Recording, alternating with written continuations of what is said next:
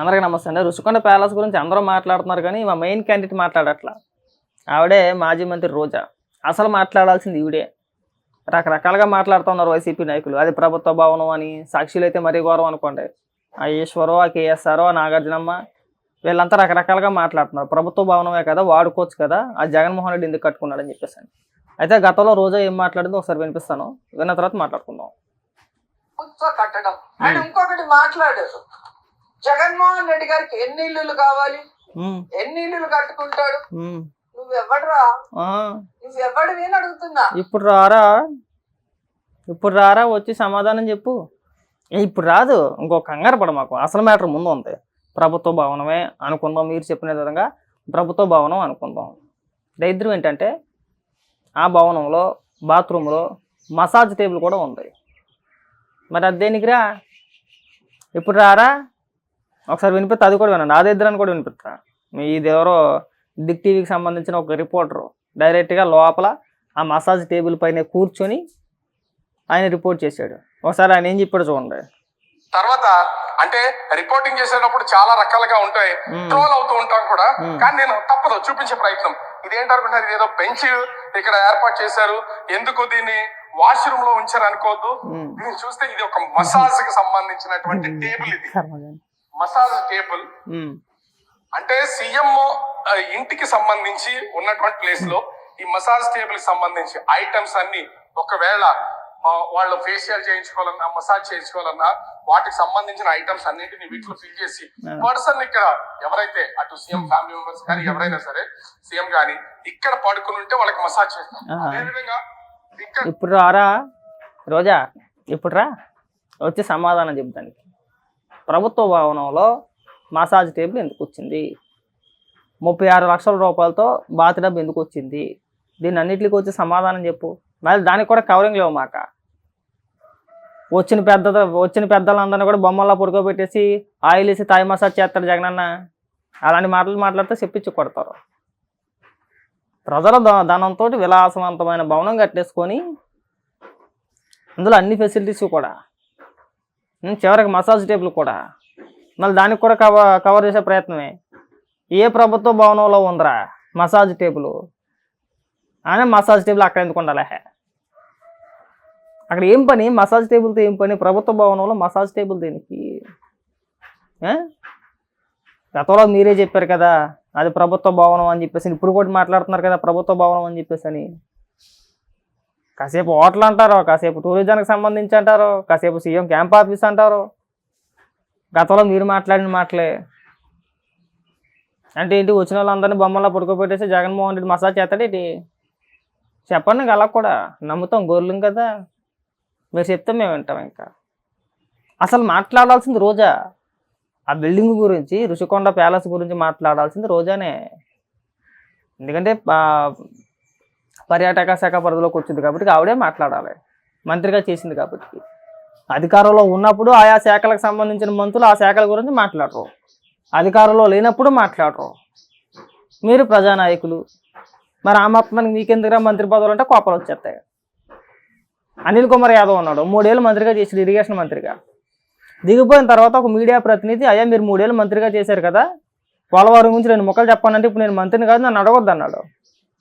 మరి ఆ మొత్తానికి పేగతానికి మంత్రి పదవులు తీసుకునేది? మన శాఖ పట్ల మనకు అవగాహన ఉండదా? మన చేసి వచ్చాం కదా. ఇప్పుడు నేను ఏదైనా పని చేస్తాను, పని అయిపోయిన తర్వాత 2 రోజుల తర్వాత 3 రోజుల తర్వాత ఎవరైనా అడిగేది అనుకో, నువ్వు ఆ పని చేసావు కదా దాని గురించి చెప్పాను అనుకో, నాకు వచ్చిన కాడికి నేను చేసిన కాడికి ఖచ్చితంగా చెప్తాగా.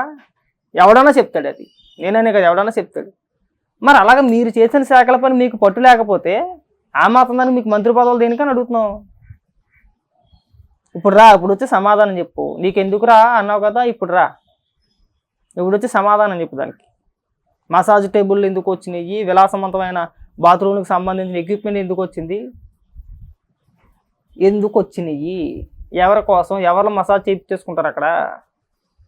అంటే ప్రజల సొమ్ముని తినేసేదే కాకుండా మళ్ళీ ఇక్కడ పెద్ద పెద్ద పాఠాలు చెప్తారు, ఉపన్యాసాలు వస్తారు ఇక్కడ. ఇందాక ఏదో చూస్తా కేఎస్ఆర్ నాగార్జునమ్మ కూర్చొని, అది ప్రభుత్వ భవనమే కదా, 7 స్టార్ హోటల్ అంటే అలాగే ఉంటుంది. మరి ముందెందుకు చెప్పలేదు? ప్రభుత్వ భవనమే, మీరు అందరూ వెళ్ళి చూడొచ్చు. మీడియా ప్రతినిధులకు కానీ సామాన్య ప్రజలకు కానీ ఎలాంటి ఆంక్షలు లేవు. మీరు నిక్షేపంగా వెళ్ళి చూడొచ్చు అని చెప్పేసి ఎందుకు చెప్పలేదు? ఎందుకు ఆంక్షలు పెట్టేసుకున్నాం? ఒక పక్క ప్రతిపక్ష నాయకుల్ని వెళ్ళనివ్వాలి అక్కడికి. ఒకళ్ళు వెళ్ళే ప్రయత్నం చేసినా ఎక్కడికక్కడ పోలీసులను అడ్డం పెట్టి ఆపించేశారు. ఇవాళ వచ్చి ప్రభుత్వం అందే కదా, ఒకవేళ జగన్మోహన్ రెడ్డి అయితే ఆ ఇంటి పత్రాలు తీసుకెళ్ళి జగన్మోహన్ రెడ్డికి ఇచ్చేయండి. ఆ లెక్కైతే తాడేపల్లి కొంప పత్రాలు ప్రభుత్వానికి ఇచ్చేయాలి.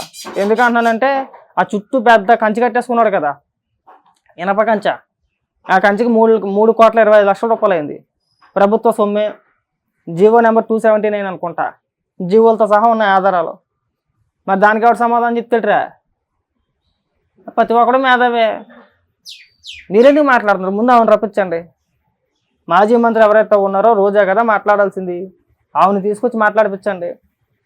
ఆవిడకు ఆ శాఖ పైన కొద్దిగా పట్టు ఉంటుంది కదా, ఆవిడకు ఒక అవగాహన ఉంటుంది కదా. ఆవిడే కదా చెప్పింది మీడియా ముందుకు వచ్చి, మేము అన్ని పర్మిషన్లు తీసుకున్నాము, ఇది ప్రభుత్వ భవనం అనుకున్నాము. ఆ తర్వాత కమిటీని నిర్ణయించింది, 3 మెన్ కమిటీయో 2 మెన్ కమిటీ ఏదో చెప్పుకొచ్చింది. ఆవిడ మాట్లాడాల్సింది పోయి మీరందరూ ఇక్కడికి వచ్చి పెద్ద పెద్ద పాఠాలు ఎందుకు చెప్తారు? ముందామండి రమ్మనండి.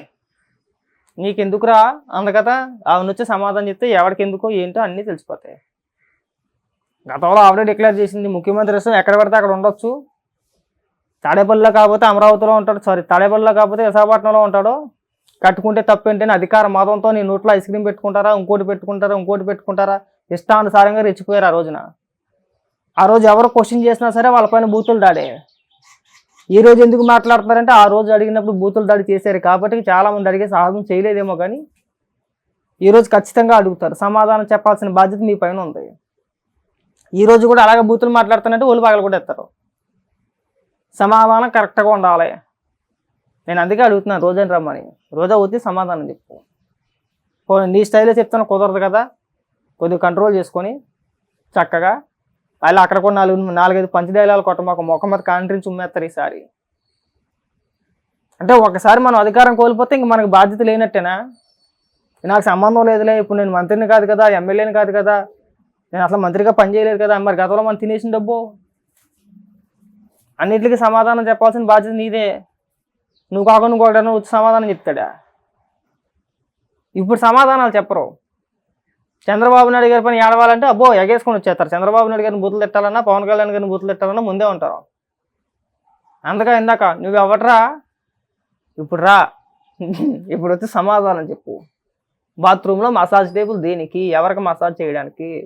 ఎవరు మసాజ్ చేయించుకోవడానికి?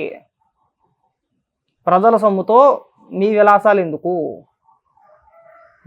సొమ్మేమో ప్రజలదా, సోకేమో మీదా?